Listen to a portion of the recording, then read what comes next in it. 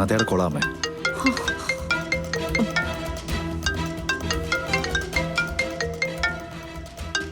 എൻ്റെ ജീവിതത്തിൽ നിന്ന് വെട്ടിമാറ്റാൻ ഞാൻ തീരുമാനിച്ചെന്നറിഞ്ഞപ്പോൾ ആ വെളി വന്നു കണ്ടോ?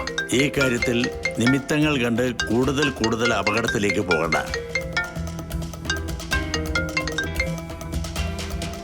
ഹലോ നവീൻ, എനിക്ക് നവീൻ അത്യാവശ്യമായിട്ടൊന്ന് കാണണം. എനിക്ക് താല്പര്യമില്ല ഗാഥ. ഗാഥയ്ക്ക് തട്ടിക്കളിക്കാൻ വേണ്ടി സിത്താര മാഡം വാങ്ങിക്കൊണ്ട് തന്ന ഒരു കളിപ്പാട്ടമല്ല ഞാൻ. Naveen, just one chance. എനിക്ക് സംസാരിക്കാനുള്ളതൊന്ന് കേൾക്കൂ. നോ ഗാഥ, ഞാൻ കേൾക്കത്തില്ല. അങ്ങനെ ഒന്നും കേൾക്കാൻ ഞാനിപ്പോൾ കാത്തിരിക്കുന്നില്ല. നവീൻ പ്ലീസ്, ഒരു നിമിഷമെങ്കിലും നവീൻ എന്നെ ആത്മാർത്ഥമായിട്ട് സ്നേഹിച്ചിട്ടുണ്ടെങ്കിൽ നവീൻ അതിന് സമ്മതിക്കണം. ഒരു 5 മിനിറ്റ് മതി, അതിനപ്പുറം ഞാൻ എടുക്കില്ല.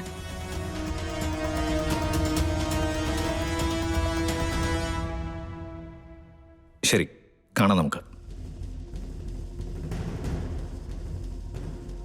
എങ്ങോട്ടാ വരണമെന്ന് വെച്ച് കഴിഞ്ഞാൽ മെസ്സേജ് ചെയ്താൽ മതി. ഓക്കെ, ഞാൻ പെട്ടെന്ന് ഇറങ്ങാം.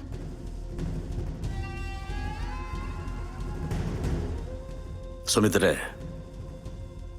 ഇവ നന്നാവില്ല. നന്നാവൂന്ന് കരുതി എന്തെങ്കിലും ആഗ്രഹങ്ങൾ മനസ്സിൽ സൂക്ഷിച്ചിട്ടുണ്ടെങ്കിൽ അതങ്ങ് വായിച്ചു കളഞ്ഞേക്ക്. അച്ഛാ, എത്രയും പെട്ടെന്ന് ചെല്ലാൻ നോക്ക്. എന്നിട്ട് അവള് പറയുന്ന കള്ളക്കഥകൾ ഒന്നും നോക്കാതെ തൊണ്ട തൊടാതെ വിഴുങ്ങണം. എന്നാലേ സ്വന്തം ജന്മത്തിന് അർത്ഥം ഉണ്ടാവും.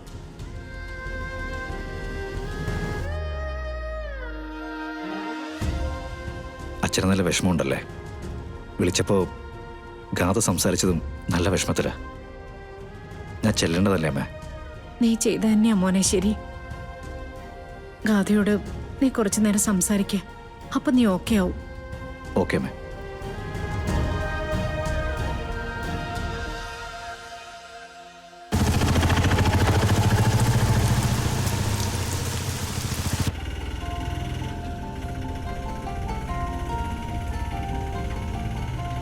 ഇറങ്ങിയ സമയം കറക്റ്റായിരുന്നു.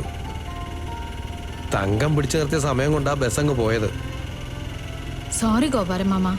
അതിനിപ്പോ നീ എന്തിനാ എൻ്റെ അടുത്ത് സോറി പറയുന്നേ? ഓട്ടോ പിടിച്ചു പോകുന്നതുകൊണ്ട് വലിയ കുഴപ്പമൊന്നുമില്ല. പക്ഷേ ഇത്രയും ദൂരത്തേക്ക് എപ്പോഴും ഓട്ടോ പിടിച്ചു പോകുന്ന ഒരു ശീലമാക്കാതിരുന്നാ മതി. അത് ഈ ലോട്ടറി കച്ചവടക്കാർക്ക് ശരിയാവില്ല. ഇനി മുതലേ നമുക്ക് കുറച്ച് നേരത്തെ ഇറങ്ങാം. എന്നാലും എന്താ മോളെ തങ്കത്തിന് പറ്റിയത്? അതെന്തോ ഇന്നലെ മുതല് മനസ്സിൽ കയറിക്കൂടിയതാ. അതിങ്ങനെ മനസ്സിൽ കിടന്ന് വലുതായിട്ട് ഒന്നും പറയണ്ട. മോളെ കുറിച്ചുള്ള പ്രതീക്ഷയും ആദിയും വേദനയും അതെല്ലാം കൂടി ചേർന്നാ പിന്നെ തങ്കത്തിന് നിന്നെ പിരിഞ്ഞിരിക്കാൻ പറ്റാതാവും.